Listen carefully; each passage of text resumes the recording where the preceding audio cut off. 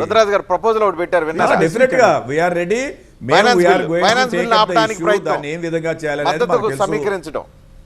ఏమండి finance bill ఇప్పుడు finance bill budget ఆమోదించాలి కదా. శరద్ పవార్ గారు డిఎంకే పార్టీని కలుస్తున్నాము, సిపిఐని కలుస్తున్నాము, సిపిఎంని కలుస్తున్నాము. కాంగ్రెస్ పార్టీలో మా రాజ్యసభలో ఫ్లోర్ లీడర్ ఆల్రెడీ ఖార్గే గారే, వారు లేవనెత్తుతారు.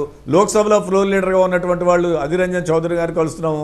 మేము పార్లమెంటరీ పార్టీ లీడర్స్ని అందరినీ కలిసి మా రిప్రజెంటేషన్స్ ఇవ్వాలనే వచ్చాం మేము.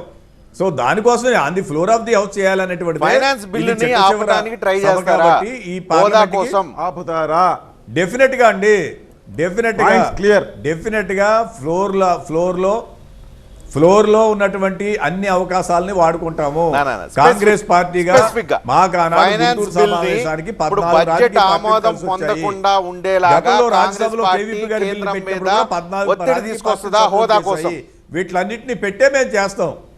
రుద్రరాజు గారు, ప్రత్యేక హోదా కోసం బడ్జెట్ ఆమోదం పొందకుండా ఉండేలాగా విపక్షాలను కూడగట్టి కాంగ్రెస్ మద్దతు తీసుకొని కేంద్ర ప్రభుత్వం మీద ఒత్తిడి తీసుకురాగలుగుతుందా హోదా సాధన కోసం?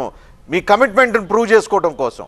దానికోసమే మేము వచ్చాం సార్. దానికోసమే మేము రేపు కలిసేది అన్నీ కూడా ఈ లైక్ మైండెడ్ పొలిటికల్ పార్టీస్ మా గతంలో ఎవరైతే గుంటూరు సభకు వచ్చి మద్దతు ఇచ్చారో వాళ్ళందరినీ కలవడానికి అపాయింట్మెంట్ తీసుకున్నారు. ఆల్రెడీ మా పార్టీ లీడర్షిప్ అంతా వాళ్ళతో మాట్లాడింది, ఫార్మర్ యూనియన్ మినిస్టర్స్ అందరూ కూడా.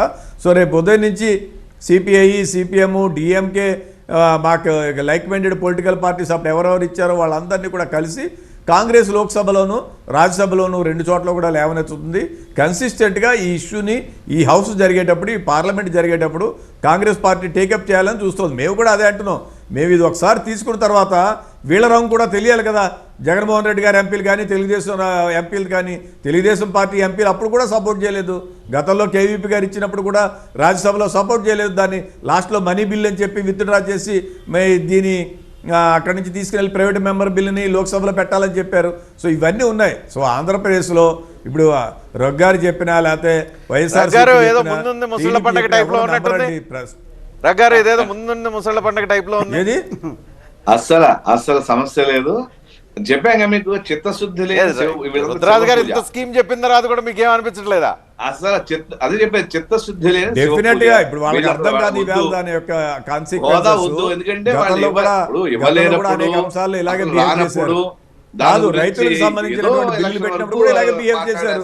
సంవత్సరం తర్వాత వెనక్కి తీసుకోవాల్సి వచ్చింది కదా. ఈ 10 ఏళ్ల నుంచి ఇదే. 10 ఏళ్ల నుంచి ఎవరు మర్చిపోతారు? ఎలక్షన్ తర్వాత ప్రజలు మర్చిపోరు, మిమ్మల్ని మర్చిపోతారు. ఆంధ్రప్రదేశ్ లో కానీ సదరన్ ఇండియాలో కానీ మర్చిపోయారు. మీరేదో దేవుణ్ణి పెట్టుకోవాలి, హిందుత్వాన్ని ఎజెండాగా చేసుకోవాలి, దేశానికి ఏదో మీరు చేస్తున్నట్టు, మీరే దేశభక్తులాగా మీరే ఈ దేశాన్ని స్వాతంత్రం ఇవన్నీ చేసుకోవాలని తప్పించి